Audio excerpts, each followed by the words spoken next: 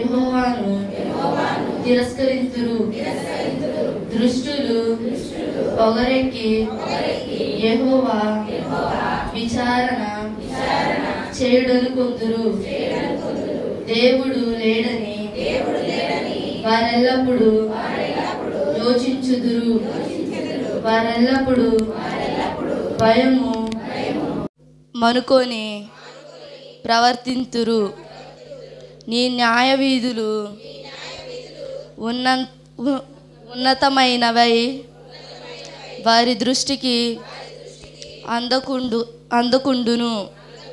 వారు తమ శత్రువులందరినీ చూచి తిరస్కరింతురు. మేము కదల్చబడము, తరతరముల వరకు ఆపద చూడము అని వారు తమ హృదయములలో అనుకొందురు. వారి నోరు శాపముతోనూ కపటముతోనూ వంచనతోనూ నిండియున్నది. వారి నాలుక కింద చేటును పాపమును ఉన్నవి. తామున్న పల్లెల యందలి మాటు చోటులలో పొంచియుందును. చాటైన స్థలములలో నిరపరాధులను చంపుదురు. వారి కన్నులు నిరాధారులను పట్టుకోవలెనని పొంచుచుంచును. గుహల్లోని సింహము వలె వారి చాటైన స్థలములలో పొంచియుందురు.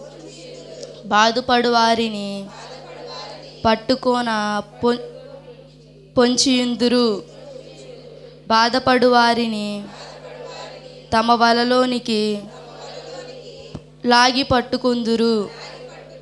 కాగా నిరాధారులు నలిగి వంగుదురు. వారి బలాత్కారము వలన నిరాధారులు కూలుదురు. దేవుడు మర్చిపోయెను, ఆయన విముఖుడై యొప్పుయుండును, ఎప్పుడును చూడకుండును అని వారు తమ హృదయములలో అనుకొందురు. యెహోవా లెమ్ము, దేవా, బాధపడు వారిని మరువక నీ చేయి ఎత్తుము. దృష్టులు దేవుణ్ణి తృణీకరించుట ఎలా? నీవు విచారణ చేయవని వారు తమ హృదయములలో అనుకొనుట ఎలా? నీవు దానిని చూచి ఉన్నావు కదా. వారికి ప్రతీకారము చేయుటకై నువ్వు చేటును పగను కనిపెట్టి చూచుచున్నావు. నిరాధారులు తమ్మును నీకు అప్పగించుకొందురు. తండ్రి లేని వారికి నీవే సహాయుడవై ఉన్నావు.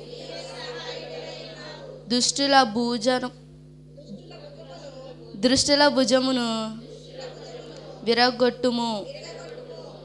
చెడ్డవారి దుష్టత్వము ఏమియు కనబడపోవు వారికి దానిని గూర్చి విచారణ చేయుము. యెహోవా నిరంతరము రాజై ఉన్నాడు.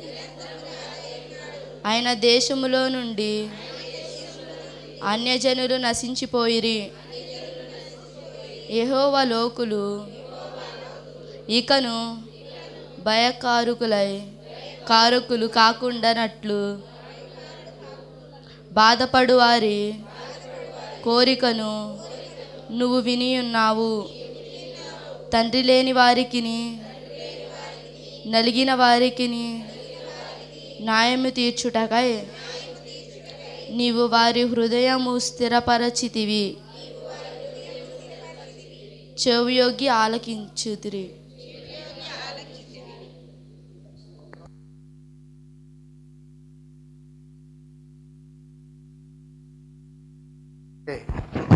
ప్రభువుని ఆరాధించుకుందాం.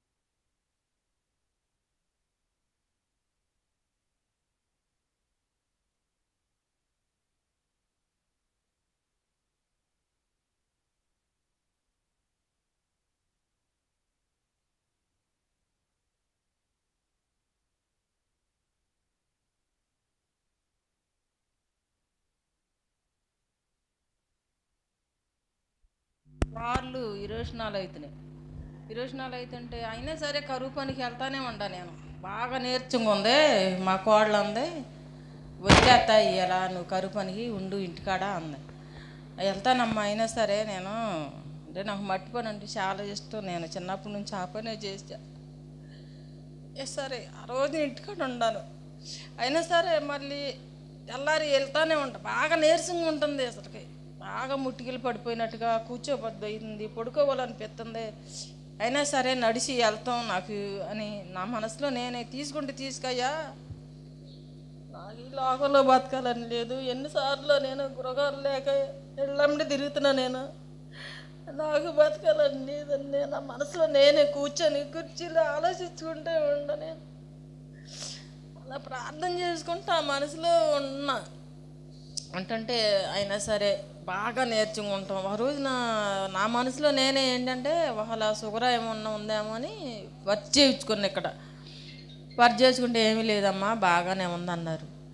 సరేలేని అలాగే మళ్ళీ జూనియర్లో ఒక రోజున అయ్యగారు ఇంటికి వచ్చారు. ఆయన అందరిగా ఆయనే, నేను పిలవలేదు కూడా. అయినా ప్రార్థనకు వస్తూనే వెళ్తూనే ఉన్నాం. మార్చి నెలలో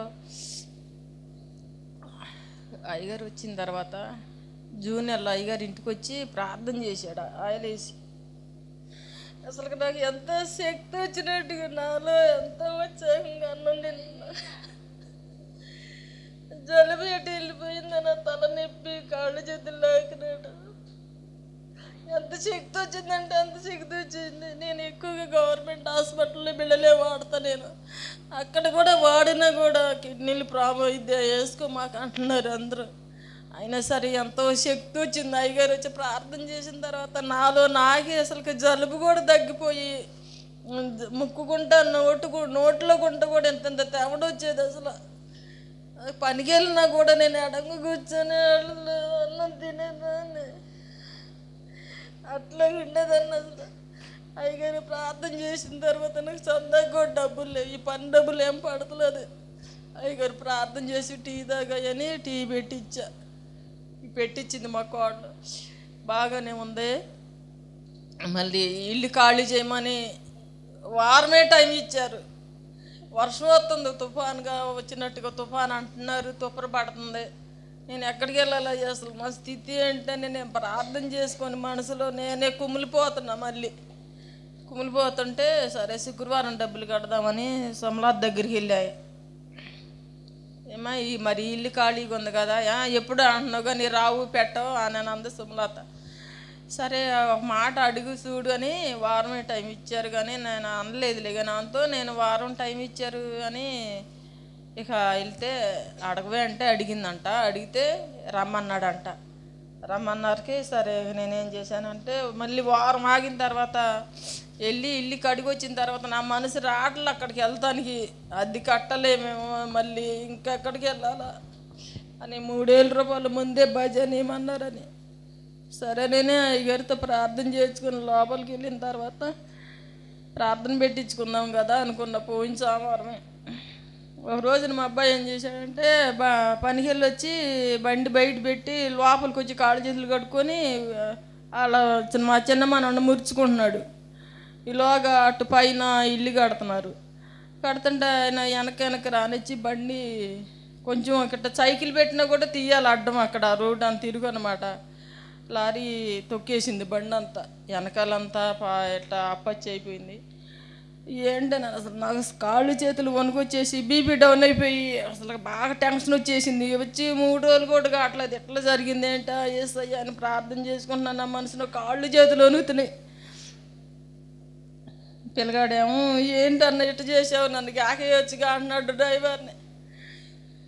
సరే నేను బాగా చెబుతలేచాను, నువ్వు బాధపడమా అన్నాడు. సరే తాళాలు ఇచ్చి ఆ లోడ్ అక్కడ ఆఫ్ చేసి నువ్వు వెళ్ళు, నా బండి బాగు చేయి అన్నాడు. ఎక్కడ తీసుకెళ్తే ఆయన లేకపోయేసరికి అక్కడ మెకానిక్ని పిలిపించి చూపిస్తే 15,000 18,000 అవుతాయి, బండి అంతా గొల్ల అయిపోయింది, ఓడ తీయాలని చేసిన తర్వాత సరే నేను కడతాలే అని మావాడు. నేను ఆ రోజున స్టోరీ బియ్యం అమ్ముకున్నా, ఇంట్లో పరిస్థితి బాగోలేదని ఆ డబ్బులు తీసుకొని కిరాయి కట్టి బండి తీసుకెళ్ళాడు అక్కడికి. అడ్రోడు తీసుకెళ్ళిన తర్వాత ఏమైందంటే బాగా చేపిస్తానని ఒప్పుకున్నాడు. ఒప్పుకొని మళ్ళీ కేసు పెట్టాడు.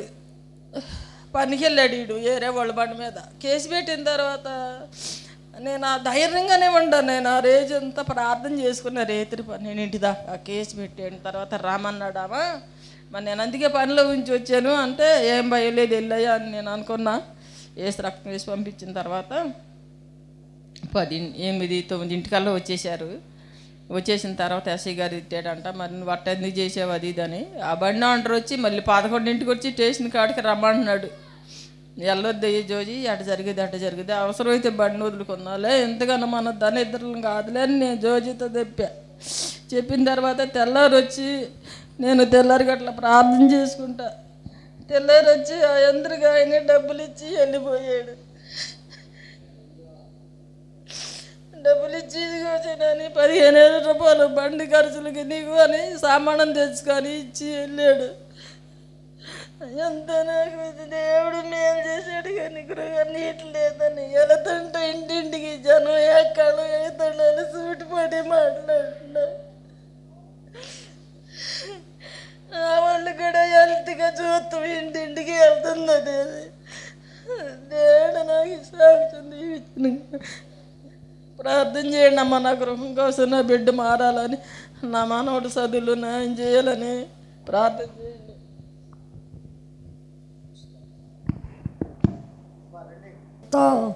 దేవునికి సమర్పణ చేసుకొని దేవుని కోసమే మరి దేశాల మీద దేవుడు కార్యాలు చేస్తా ఉన్నాడు.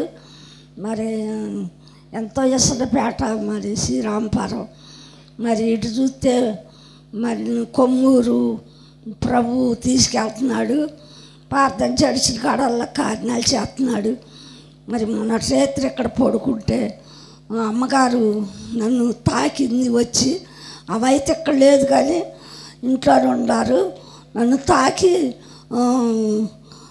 తాకినప్పుడు నాకు గుండెల్లో మరి ఎంతో నీరసం, మరి ఆవేశంగా ఉంటుంది. ఆ ఆవేశం పోయింది. అందు నిమిత్తం సాక్ష్యం చెబుతున్న నా కోసం, నా కుటుంబం కోసం ప్రార్థన చేయండి. నా పేరు చిట్టమ్మ, కొండపావులూరు.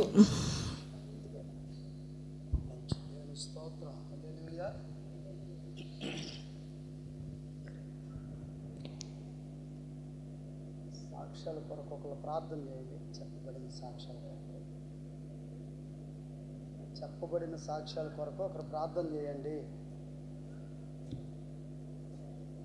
మీ అందరికీ వందనాలు. సమయం ఇచ్చిన అయ్యగారికి వందనాలు. పోయిన వారం అయ్యగారు అయితే ముగ్గురులో ప్రార్థనలో ఉండాలి జయమ్ గారు మీరు అన్నారు. నేనేం మాట్లాడలే. అయితే నా పక్షాన దేవుడు ఎంతో మేలు చేశాడు. నాకు ఇచ్చిన వాగ్దానమే అలాంటిది. నా నడుము వంచితే నాకు కార్యాలు జరుగుతాయి, నా నడుము వంచపోతే నాకు కార్యాలు జరగవు. దేవుని స్తోత్రం. అయితే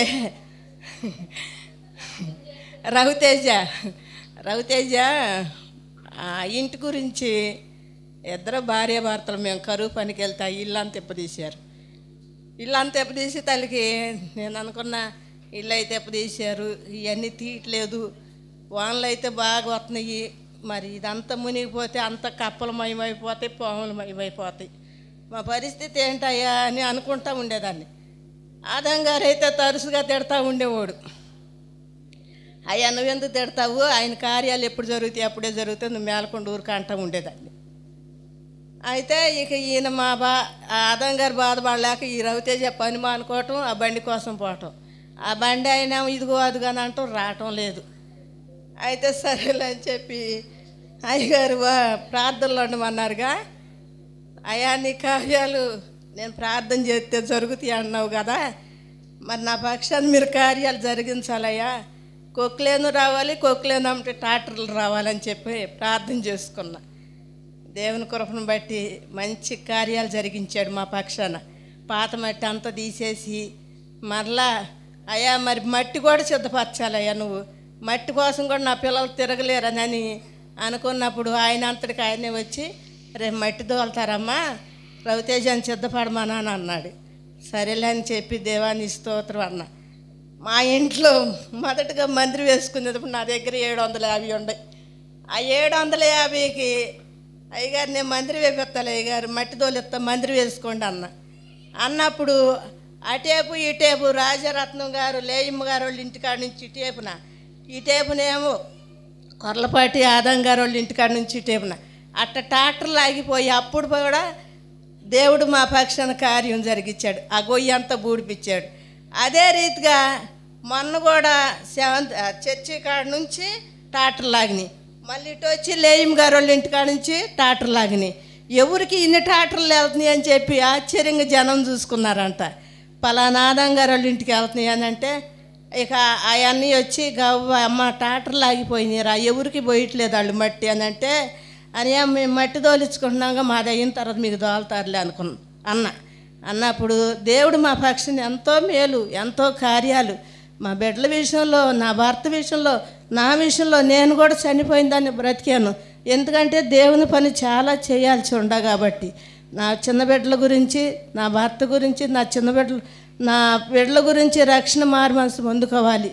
నా చిన్న కుమారుడు కూడా గృహం కట్టుకోవాలి, నా గృహంలోనే నివసించాలి.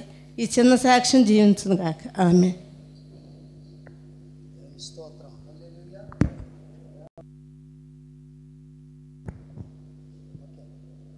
అమ్మా మీరంతా వినండి అమ్మా, నేను పడ్డ శ్రమలు చెప్పుకుంటున్నాను. నా శ్రమలు మీకు తెలియదు. నేను పుట్టిన గడియలే మంచివి కదా అనుకున్నాను. నేను ప్రభువుని నమ్ముకుంటున్నా.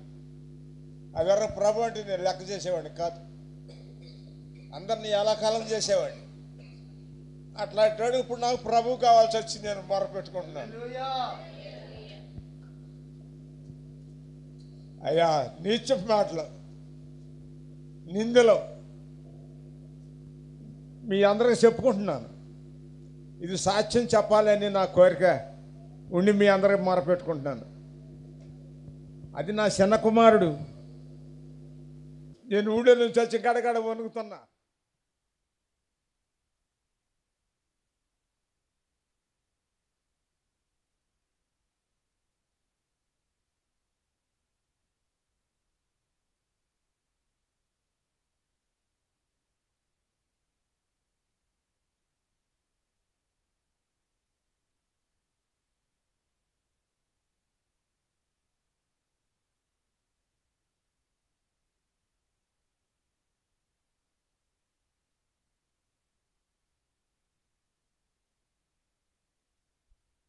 అని తీసుకెళ్ళాడు.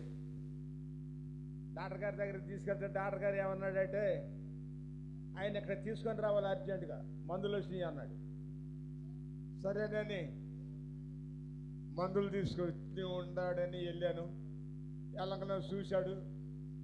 చూసి రాజేష్ చాలా డబ్బులు అవుతాయి అన్నాడు. అయ్యా నా దగ్గర ఎంత ఉంది, నా దగ్గర ఏమీ లేవు అని అంటే రాజేష్ పోయి ఏడ తెచ్చాడు డబ్బులు, ఓనర్ గారి దగ్గర తెచ్చాడు. ఇక్కడ దయామణి నేను ఆటో యాక్టర్ చూసింది, ఏడ్చింది. నేను ఏడుతున్నా, కూర్చున్నా, చేతుల భావం లేదేంట్రా. అప్పుడు 5,000 ఇచ్చింది. తాత నేను ఇంటికి పోయి తెస్తా ఉండే, నేను ఇంటికి పోయి 5,000 ఇచ్చింది. మా చిన్నమ్మాయి ఇచ్చింది, దూరు పరిమి గారు ఇచ్చింది. సరే నా జేబులో 3000 ఉన్నాయి, సరిపోతాయి అయ్యా అన్న. ఏమన్నా అక్కడికి వెళ్ళేస్తా పరిస్థితి ఎక్కడ నాకు తెలియదు అన్నాడు. అమ్మా కొంపారింది ఎట్ట నేను బతకనా సచివానా అనుకున్నా. అనుకునే వారికి ఇచ్చిన వాళ్ళు ఆగరు, వాళ్ళు ఏదో దాచుకున్న డబ్బులు ఇచ్చారు. నన్ను ప్రభు బతికితే బతికిస్తాడు, లేకపోతే పని ఎరబండి అన్న. తీసుకెళ్ళాను, బాగు చేసుకొచ్చాడు. అక్కడ 3 రోజులు ఉంటాను. 3 రోజులు ఉండి ప్రభు నన్ను నా బిడ్డలో చేర్చు, నేను నా బిడ్డలు చూసుకుంటా, నా మనవరోళ్ళు ఉండరు నాయన, నేను మళ్ళీ గృహంలో చేరే మార్గం చేయనా ప్రభు అని నేనే ప్రార్థన చేసుకుంటే తారగారు అన్నాడు. ఈయన ప్రార్థనకి వెళ్తాడా అన్నాడు నా చిన్న కొడుకు. వెళ్తాడండి అన్నాడు. ఆయన కూడా ప్రార్థన చేశాడు. చేసి మందులు చాలా జాగ్రత్తగా వాడాలి.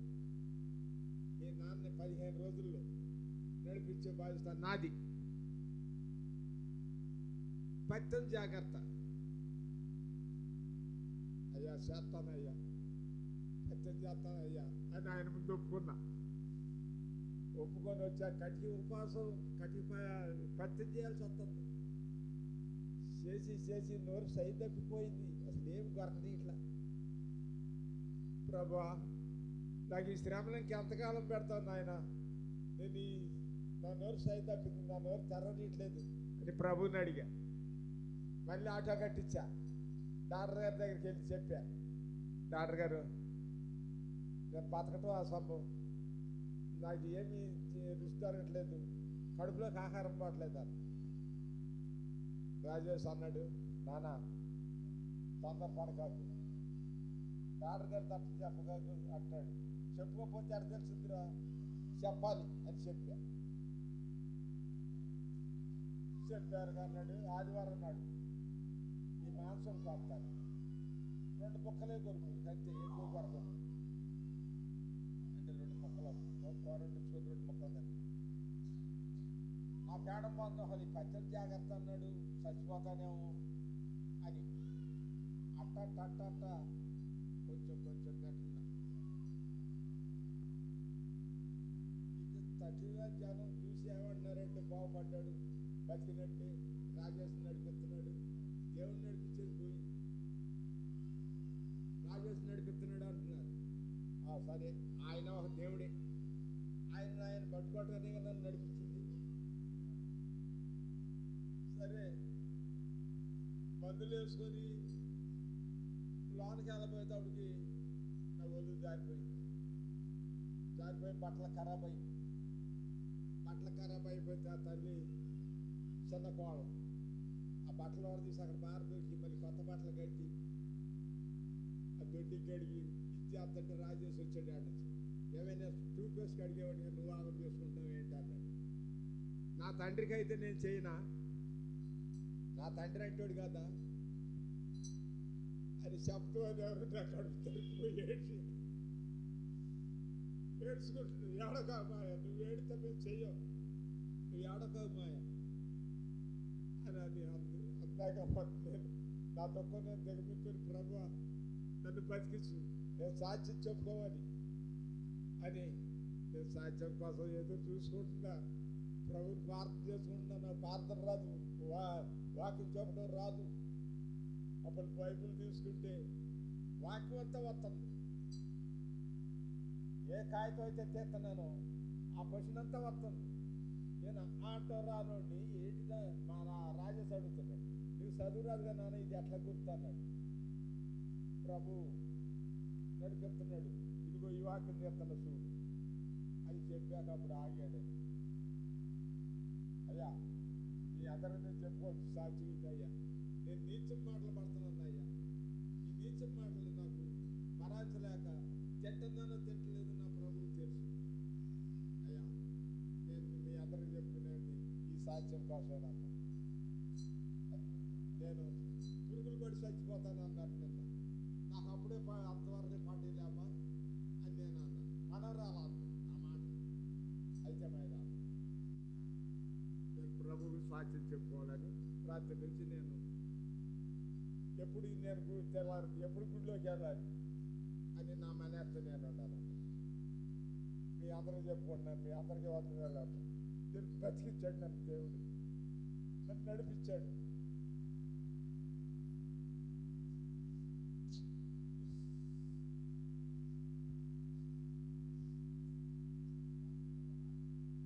అయ్యా సైలెంట్ అయ్యా, నేను చెప్పుకోవచ్చు సాధ్యం చెప్పుకుంటున్నా ప్రభు ముందు.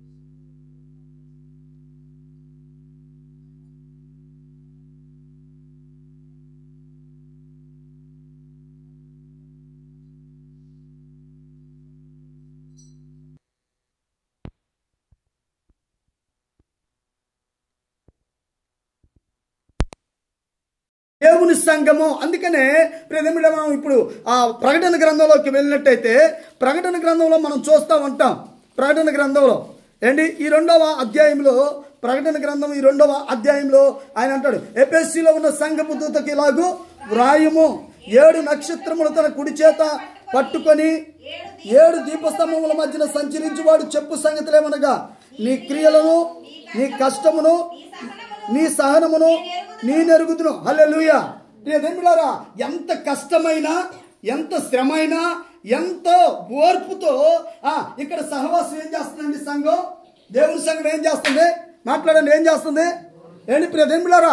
ఆసక్తి కలిగి పరిగెత్తుతా ఉంది. హల్లెలూయా, హల్లెలూయా. ప్రియదేవులారా, ఇదిగో ఇలాగా ఆ పరిగెత్తుతున్న ప్రియదేవులారా సహవాసములోనికి, ఇలాగ పరిగెత్తుతున్న సంఘములోనికి ప్రియదేవులారా, ఉదాహరణ మీకు ఒక మాట చెప్తాను. వర్షాకాలం రాగానే ఏమొస్తాయి? పురుగులు.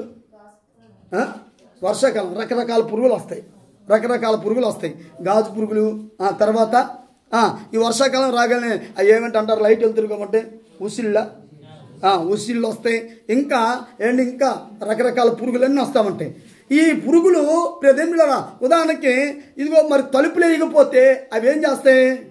ఏం చేస్తాయి? ఇంట్లోకి వచ్చేస్తాయి. ఒక రోజున మేము ఒక చోట ప్రార్థనకి వెళ్ళాం. ప్రార్థనకి వెళ్ళిన తర్వాత ప్రార్థన అంతా అయిపోయింది. ఇలానే భోజనం చేస్తున్న సమయంలో జరిగిన విషయం ఏంటంటే అప్పటికే పురుగులు బాగా అక్కడ ఉంటా ఉన్నాయి. సరే, ఫ్యాన్లు తిరుగుతున్నాయి కాబట్టి పెద్దగా అవి మా మీదకి పడలేదు. సరే, ఇప్పుడు జరిగిన విషయం ఏంటంటే కరెంటు పోయింది. ఇలానే కరెంటు పోయింది.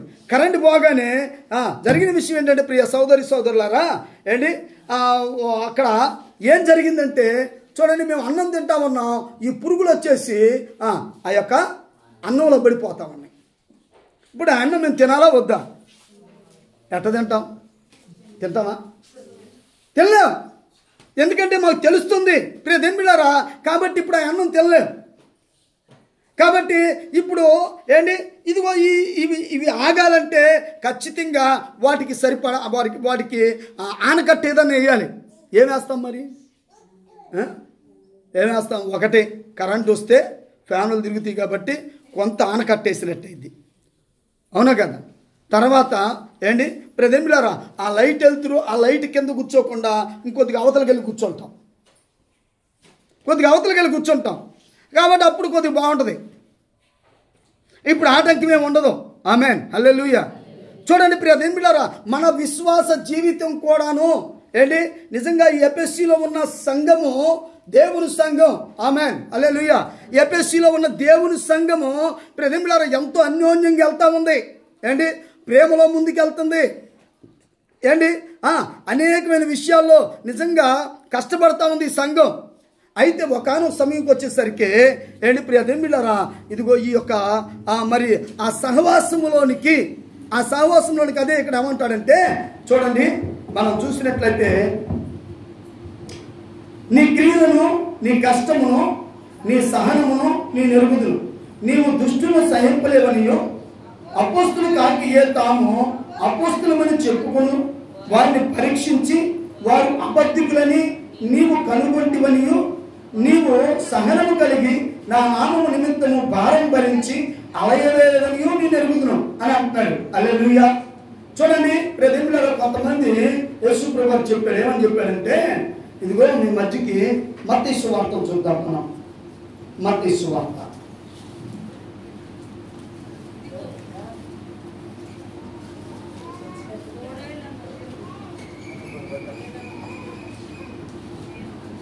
సువార్త 24వ అధ్యాయము 11వ వచనాన్ని మనం చదువుదాం.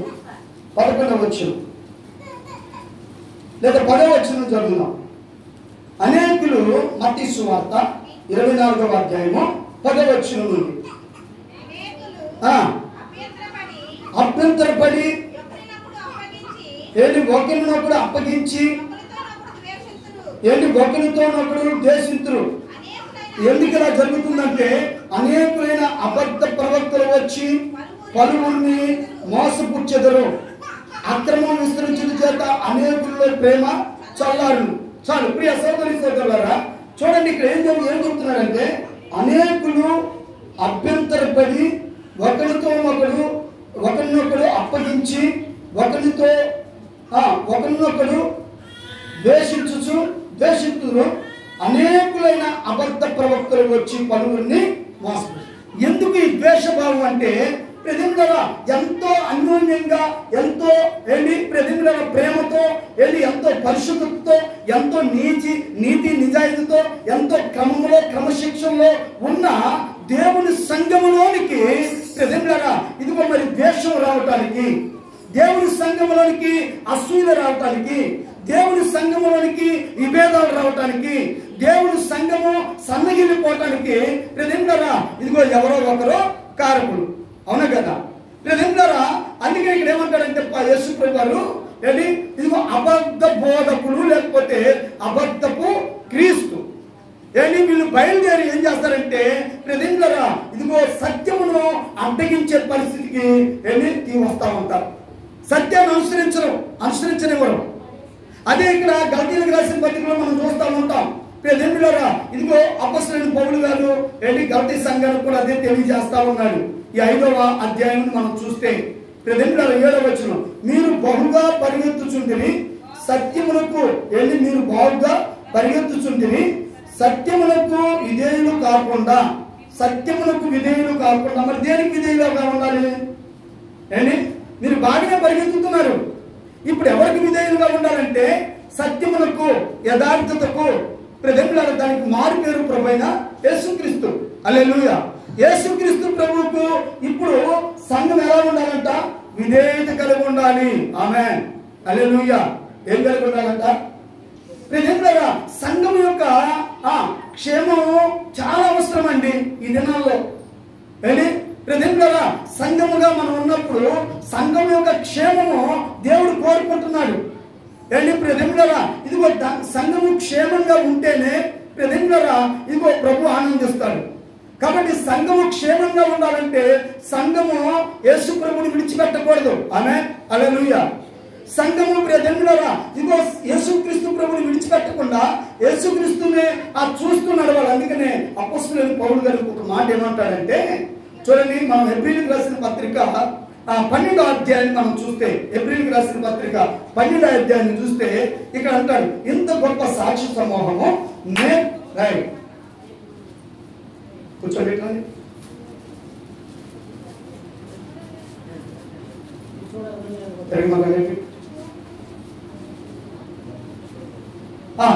ఇంత గొప్ప సాక్షి సమూహము మేఘముల వలె మనల్ని ఆవరించినందున మనము కూడాను ప్రతి భారమును సులువుగా చిక్కులు పెట్టు పాపాన్ని ఏం చేయాలంట? విడిచిపెడుతున్నామా లేకపోతే దాన్ని గట్టిగా దాంతో కట్టుకుంటున్నామా? ఏం చేస్తున్నాం చెప్పండి? సత్యాన్ని ప్రతిమలరా చూడండి అడ్డగిస్తున్నాము. అడ్డగించేవారు ప్రతిమలరా ఇదిగో ఎవడో అడ్డగిస్తున్నాడు, అడ్డగించేవాడిని ఎదిరించాలా లేదా అడ్డగించేవాడికి మనం విధేయులుగా ఉండాలా? అడ్డగించేవాడిని సత్యమును వెంబడిస్తున్న మనల్ని సత్యమును వెంబడించకుండా అడ్డగించేవాడికి మనం విధేయులుగా ఉండాలా? అడ్డగించేవాడికి మనం ప్రతిమలరా ఇదిగో వాడిని ఎదిరించాలా? చెప్పండి. చెప్పట్లా? అర్థం అవ్వలేదా? ఏం చేయాలి చెప్పండి మరి.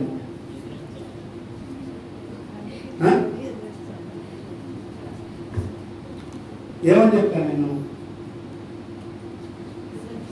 రాకేష్ కానీ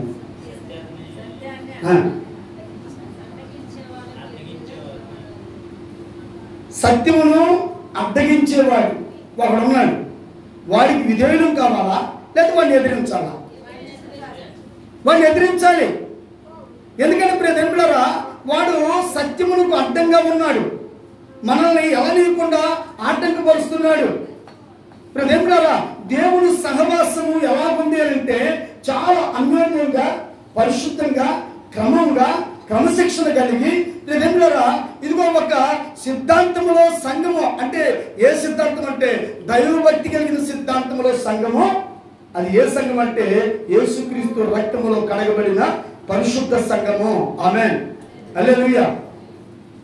కాబట్టి ప్రియదేవులారా, ఎంతో క్రమంగా ఉన్న దేవుని సంఘమును లేక సహవాసమును అడ్డగించేవాడు ఒకడున్నాడు. ఇప్పుడు ప్రియదేవులారా, వాడిని మనం ఏం చేయాలంటే ప్రియదేవులారా ఎదిరించాలి. వాడు చాలా భయంకరమైన వ్యక్తి.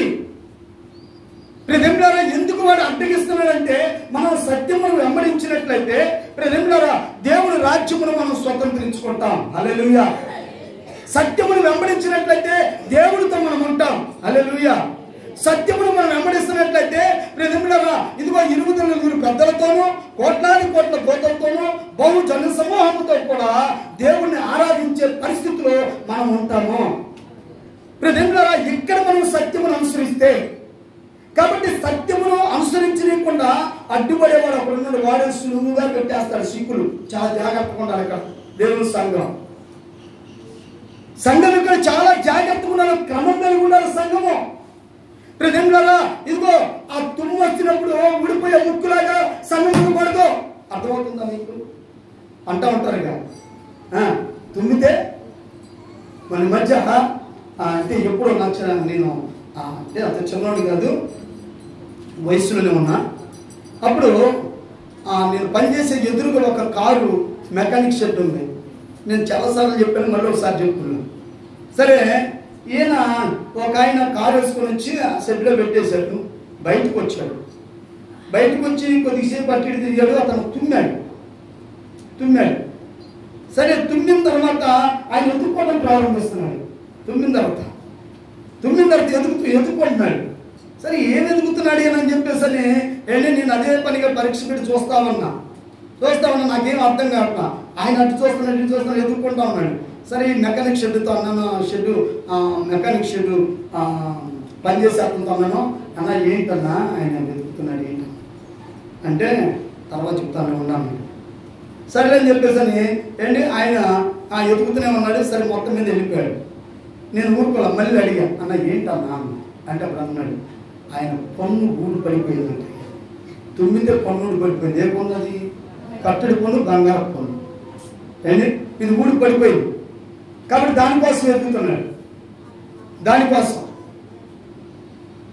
ప్రియ సహోదరులారా, ప్రభు మాటలు వింటున్న వాళ్ళారా, కాబట్టి ఈ రోజున ప్రియ సహోదరులారా, సంఘము ఎలా ఉండకూడదంటే తుమ్మితే ఊడిపోయేటట్టు, దగ్గితే పడిపోయేటట్టు.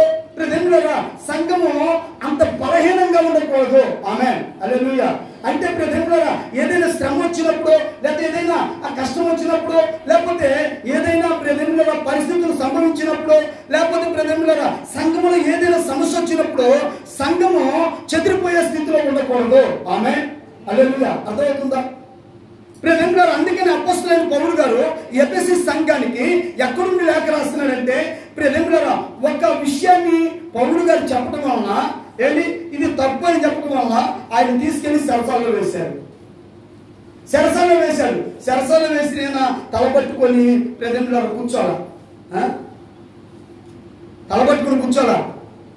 చూడండి, ఉదాహరణకి మన ఇంటి పక్కనోడో, ఇంటి ముందోడో, లేకపోతే ఇంకెవరన్నా ఏదన్నా అంటే మనం ఏం చేస్తాం చెప్పండి?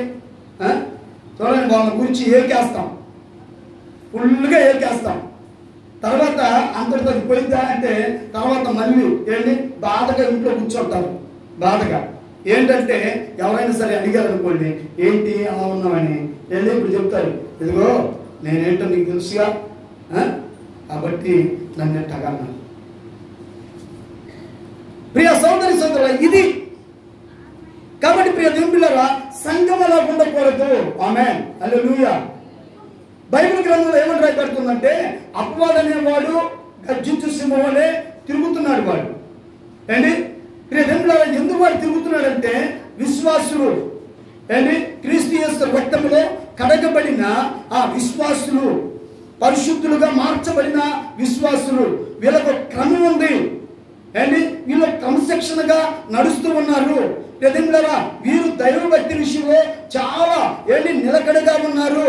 ప్రతిమిలరా ఇలాగ నిలకడగా ఉన్న ఇదిగో ప్రతిమిలరా ఈ దేవుని సంఘాన్ని ఒక్కసారిగా పటాపంచలు చేసేవాడు ఒకడు ఉన్నాడు. వాడే అపవాది. వాడు తిరుగుతూనే ఉంటాడు. ఎందుకంటే దేవుని సంఘాన్ని పాడు చేయటమే వాడి పని. కట్టడం కాదు, అర్థమవుతుందా? దేవుని సంఘాన్ని పాడు చేయటమే వాడి పని. ప్రతిమిలరా కట్టడం కాదు. కాబట్టి ప్రతిమిలరా ఇదిగో దేవుని సంఘాన్ని కట్టేది ఎవరంటే దేవుడు. అందుకనే ఆ మత్తయి సువార్త 16వ అధ్యాయము 18వ వచనంలో ప్రభువైన యేసుక్రీస్తు వారు పేతురుతో మాట్లాడుతూ ఉన్నాడు. మత్తయి సువార్త 16వ అధ్యాయము 18వ వచనం దయచేసి చదవండి. మరియు పేతురు అన్నాడు, ఈ బండ మీద నా సంఘమును కట్టుదును. అంటే ఇప్పుడు కట్టేవారు ఎవరు? కట్టేది ఎవరు? చెప్పండి చెప్పండి. కట్టేది ఎవరు ఇప్పుడు? చెప్పలేంటండి. కట్టేది ఎవరు? కట్టేవాడు దేవుడు. కోసేవాడు ఎవడు? ఏమా చెప్పండి. కోసేవాడు ఎవడు? అపవాది. గట్టిగా చెప్పాలి ఇది. ఎందుకంటే దేవుని సంఘముతో దేవుని రాజ్యము ప్రజలుగా స్థిరపరచబడింది. హల్లెలూయా. స్థాపించబడింది. దేవుని సంఘముతో పరిశుద్ధులతో దేవుని రాజ్యము స్థాపించబడింది.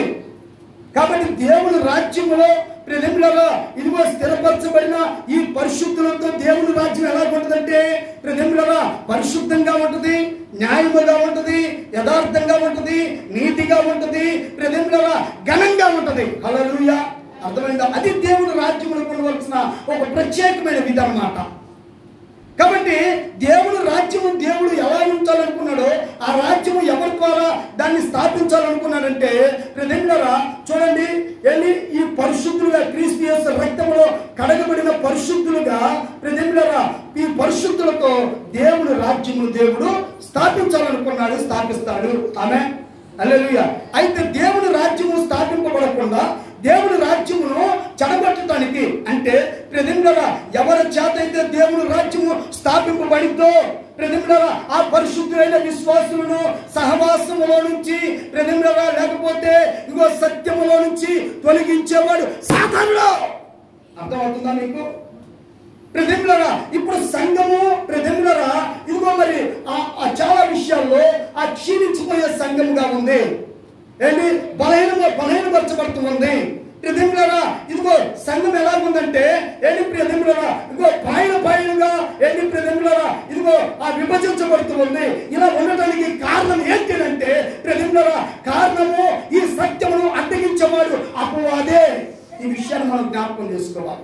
మరి ఇలా ఉంటాం దేవుని చెప్తామా?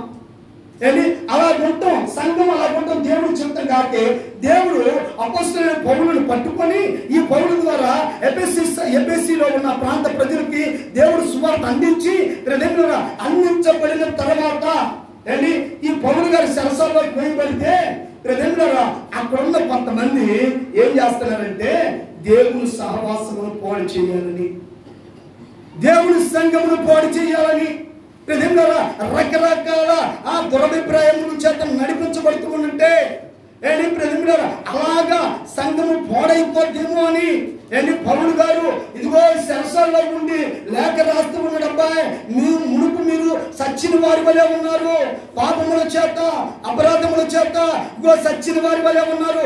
కానీ సచ్చిన మీ స్థితిలో నుండి ఇగో సచ్చిన మీ స్థితిని ఇగో బ్రతికించిన వాడు ప్రభువైన యేసుక్రీస్తు. ఆమేన్, హల్లెలూయా. కాబట్టి యేసుక్రీస్తు ప్రభువు ఇంత గొప్ప కార్యం నీ కోసం చేస్తే ఇప్పుడు అడ్డగించడానికి నీకు ఎవడున్నాడయ్యా? ఎవడు అడ్డగిస్తున్నాడు? ప్రజలుగా ఉదాహరణ మీకు ఒక మాట చెప్తాను. ఒక కుటుంబం ఉంది. కుటుంబం ఉంది. సపోజ్ ఇప్పుడు నా కుటుంబం ఉంది. నా కుటుంబం సరే, నా కుటుంబంలో ఏంటి, నాకు భార్య, నేను, నా పిల్లలు ఉన్నారు. నా పిల్లలు నా యొక్క అడుగుజాడలో నడుస్తూ ఉన్నారు. నా అడుగుజాడలో నడుస్తూ ఉన్నారు. నేను చెప్పినట్లుగా చేస్తా ఉన్నారు. అయితే ప్రతిమిడరా, ఇగో నా పిల్లలను వెళ్ళి ఎవరైనా సరే ఒకవేళ నా మాట వినలే కూడా చేస్తుంటే, ఇప్పుడు తండ్రిగా నేను ఊరుకుంటానా? నేను ఊరుకోను, మీరు కూడా ఊరుకోరు, ఎవరు ఊరుకోరు.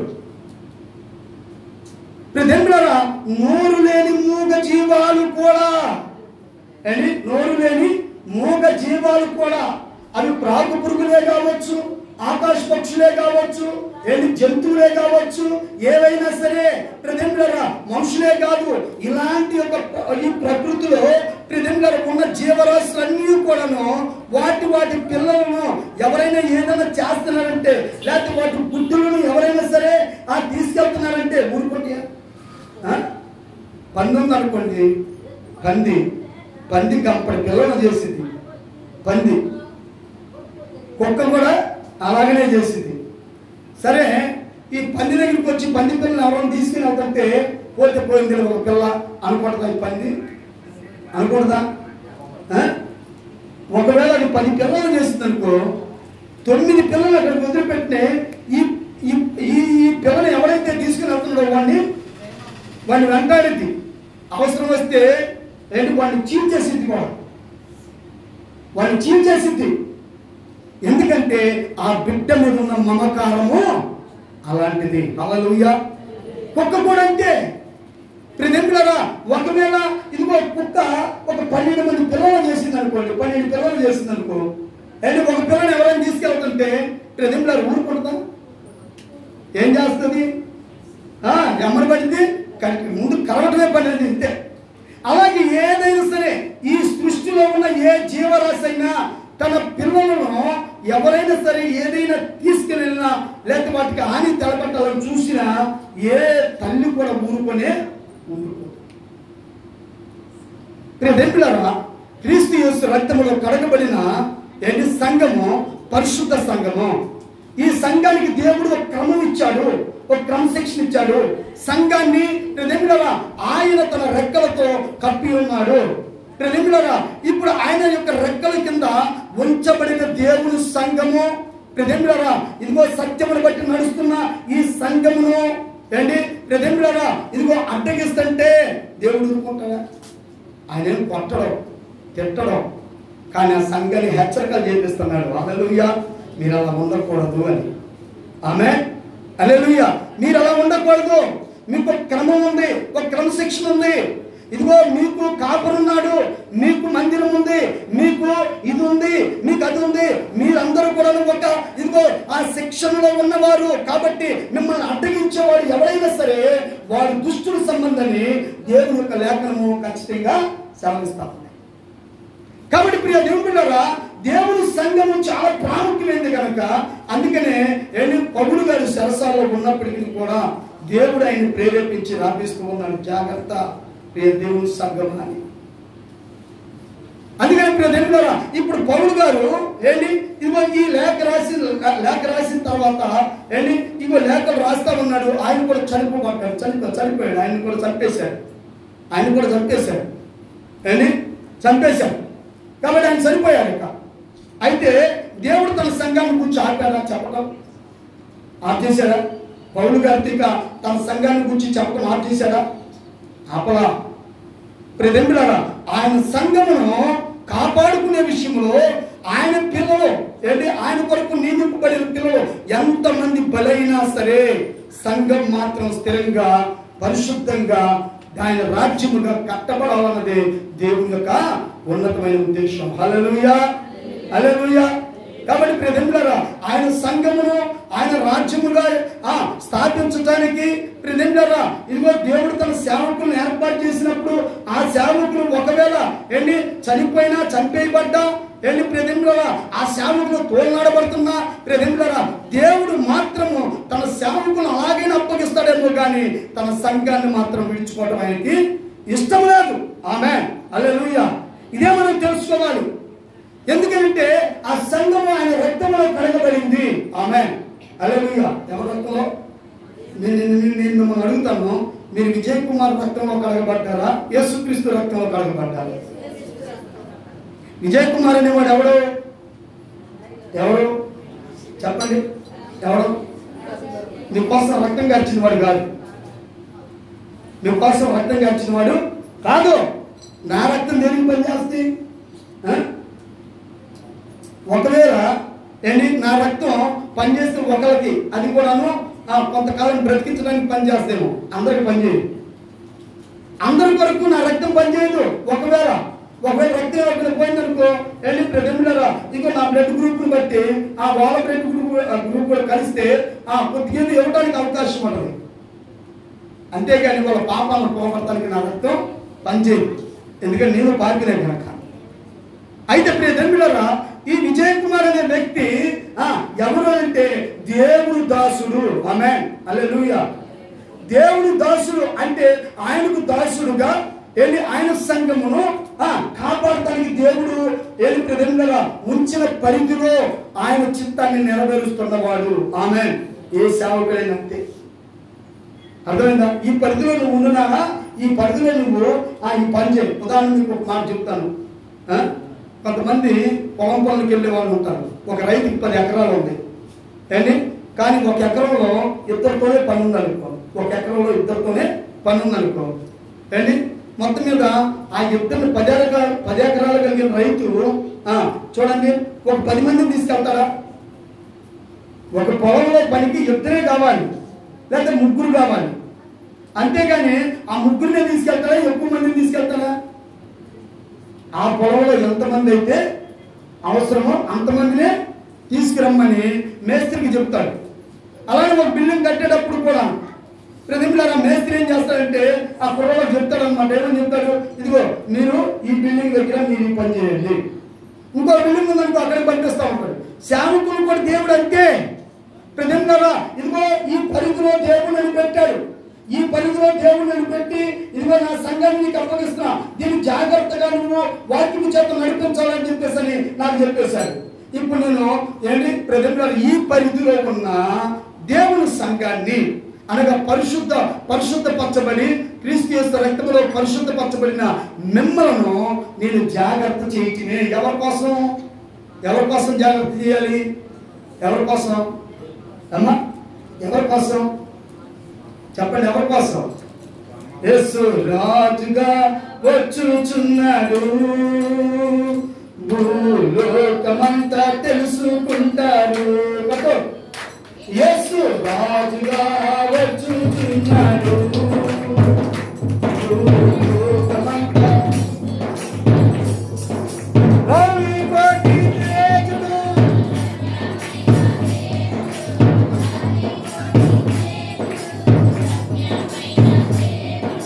రారాజుగా వచ్చుచున్నాడు. యేసు రారాజుగా వచ్చుచున్నాడు. యేసు రాజుగా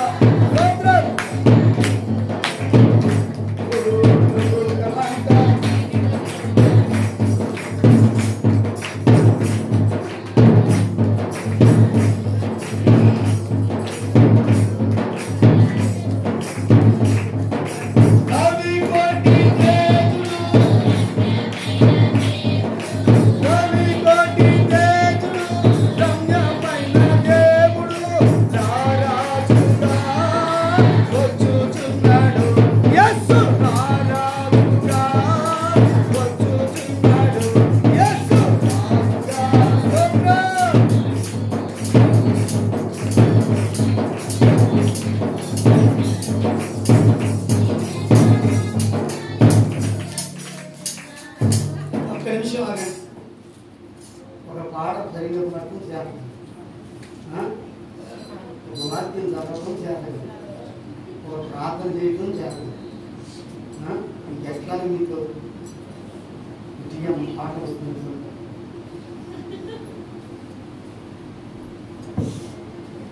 యేసు రాజుగా వచ్చుచున్నాడు, భూలోకమంతా తెలుసుకుంటాడు. చూశాడు యేసు రాజుగా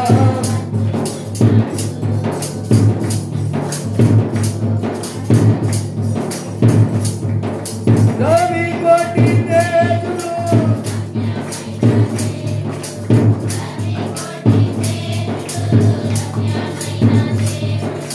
రాజుగా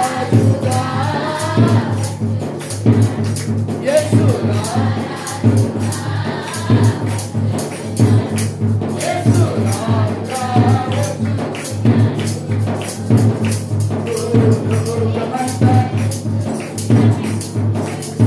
మేఘాల మీద యేసు వచ్చుచున్నాడు మేఘాల మీద యేసు వచ్చుచున్నాడు పరిశుద్ధులందరూ ప్రభువును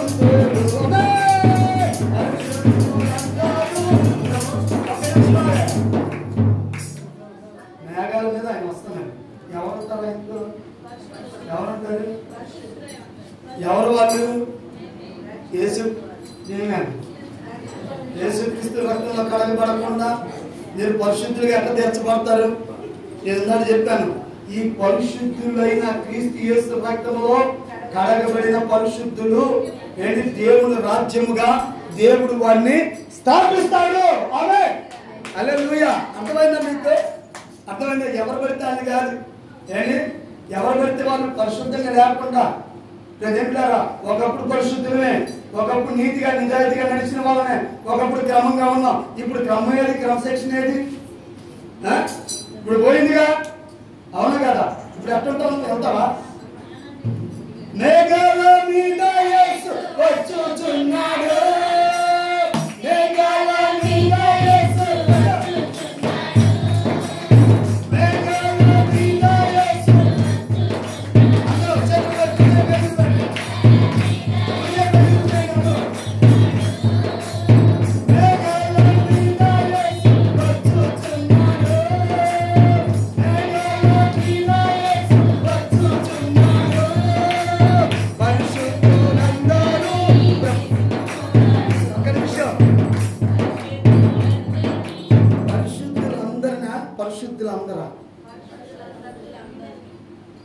పరిశుద్ధులందరూ ప్రతి ఒక్కరు కూడా పరిశుద్ధంగా ఉన్న వారందరూ కూడా ఇవాళ వరకు పరిశుద్ధంగా ఉండి రేపు లేకపోతే ఏంటి? నిన్నటి వరకు పరిశుద్ధంగా ఉండి ఇవాళ లేకపోతే ఈ రోజు వస్తే వెళ్తారా? పరిశుద్ధులందరూ ప్రభుతో నందురు పరిశుద్ధ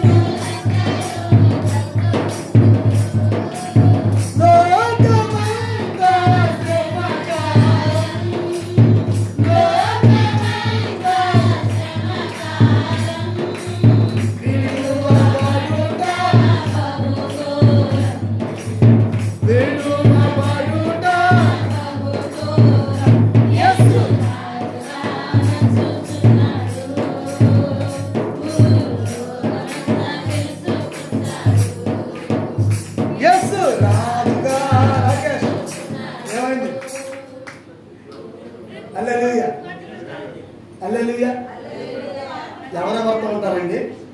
ఎవరెవరితో ఉంటారు? మనందరం ఇక్కడ ఉన్నాం.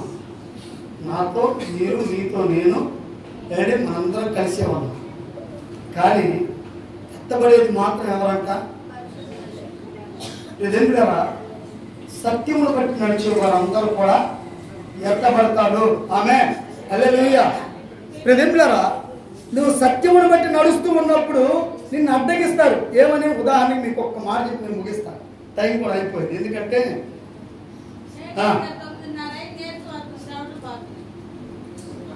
మీరు మాట్లాడితే తలకాయ పగల కొడతా. నాటకైతే కూర్చున్నామా ఏంటి? ఒక గంట ఆగలేవా?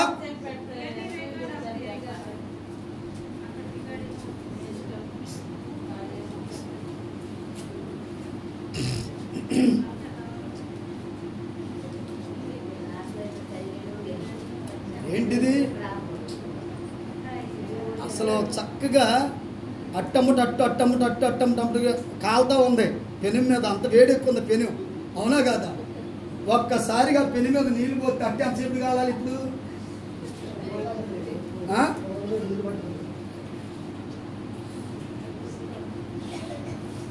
అది అవుతుంది. అవనకుండా చేయాలనే కానీ నేను ఒక్క మాట చెప్పి ముగించేసుకున్నానన్న. అది చెప్పాల్సి అనుకున్న మాట కూడా గుర్తుపోయింది అక్కడ లేదు మా ఊరుకోవట్లేదా?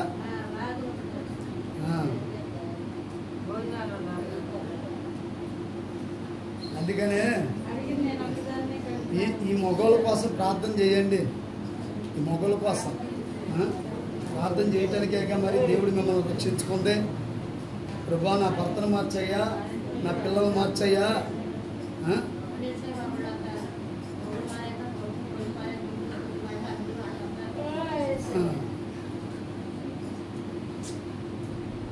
సరే, దేవునికి స్తోత్రం కలుగును గాక.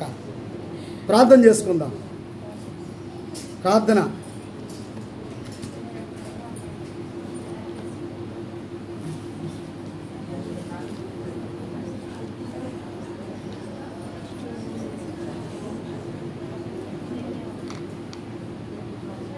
నేను ఇప్పుడు అడుగుతున్నాను,